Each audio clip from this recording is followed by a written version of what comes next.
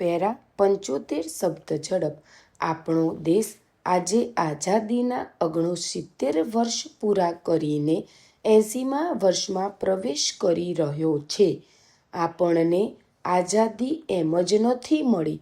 આપણા સ્વાતંત્ર્ય સેનાનીઓએ લાંબો સંઘર્ષ વેઠ્યો છે અને બલિદાનો આપ્યા છે.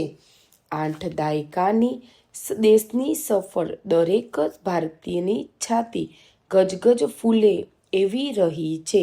એક સમય હતો જ્યારે દુનિયા ભારતને ગંભીરતાથી લેતી ન હતી. આજે આપણા દેશનું વજૂદ એ કક્ષાએ પહોંચ્યું છે કે અમેરિકા સહિત દુનિયાનો કોઈ દેશ ભારતને અવગણી શકે એમ નથી.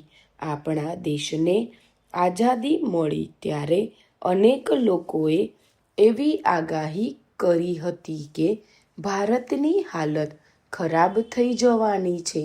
લૂંટારા અને પીઢારા ભારતને ફોલી ખાશે. પેરા આપણા દેશને તમામ વાતોને ખોટી પાડી છે અને આખી દુનિયાને એવું ઉદાહરણ પૂરું પાડ્યું છે કે મહેનત અને લગનથી ધાર્યા પરિણામો મેળવી શકાય છે.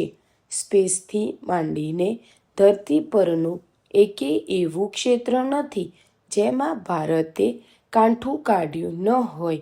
છેલ્લા કેટલાક વર્ષોથી દુનિયામાં ચાલી રહેલા યુદ્ધોને દુનિયાના અનેક દેશોના અર્થતંત્રની કમર તોડી નાખી છે.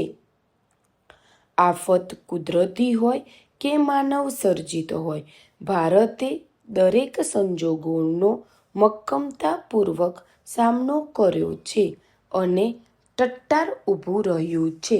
દુનિયાના પહેલી હરોળના અર્થશાસ્ત્રીઓ એવું જ કહી રહ્યા છે કે ભારતની પ્રગતિને કોઈ અટકાવી શકે એમ નથી.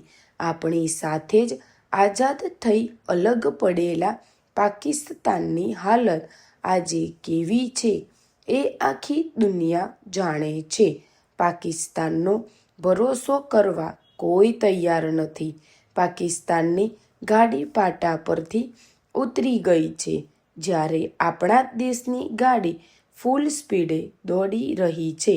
ભારતના વિકાસનું સૌથી મોટું કારણ આપણા દેશની અખંડ અને સક્ષમ લોકશાહી અને લોકોને મળેલા બંધારણીય અધિકારો છે.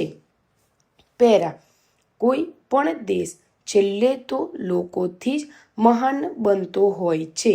સરકાર તો જે કરવું હોય એ જ કરી રહી છે અને હજુ એ કરશે. સવાલ એ છે કે આપણે દેશને આગળ લઈ જવા માટે શું કરીએ છીએ? દેશના વિકાસમાં આપણે શું યોગદાન આપ્યું છે? દેશનો દરેક નાગરિક નાનકડું તો નાનકડું પોતાનું યોગદાન ચોક્કસ આપી શકે છે. આપણે સૌ દેશના તમામ કાયદાઓનું પાલન કરીએ એ પણ દેશ પ્રેમ જ છે. હજુ એ આપણે ત્યાં જે સિવિક સેન્સ હોવી જોઈએ એ પૂરતા પ્રમાણમાં જોવા મળતી નથી.